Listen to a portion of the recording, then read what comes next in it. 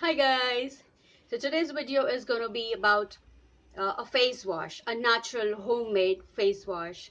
Uh, it's time that we start saying no to chemicals, those chemically made face washes. No matter how much they say they are homeopathic or 100% botanical or whatever they say. Let's stick to the basic and make something that is more easy, effortless, and much more effective. Telling you about a face wash, homemade face wash, which would involve a couple of things. And if you start using this, or say if you switch to this face wash instead of your chemically made up one, your skin, even if it has acne or has pimples or is dry or is loose or is oily, trust me, if you use this say even every day or say twice a week, your skin is going to be more supple, more clear of those acnes and freckles and pimples, and it's going to be more fairer. So without talking too much, let's jump into it. Thank you. Make sure you subscribe to my channel down below. Thank you very much. All right, let's begin. So to make this mixture, we will need 4 tablespoons of gram flour, which is also called as besan. We would need some multani mitti, a jar, a container to store the mixture in, scissors to cut the package,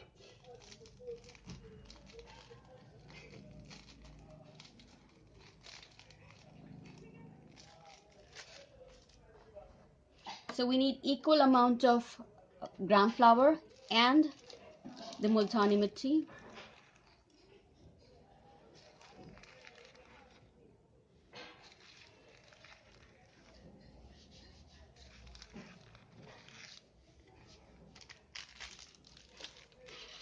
We have them here in equal quantities. We'll take a container, mix both of them together,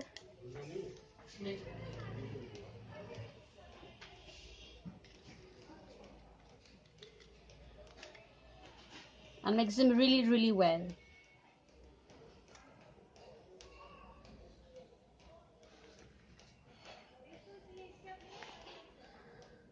I am sorry, I'm a little messy.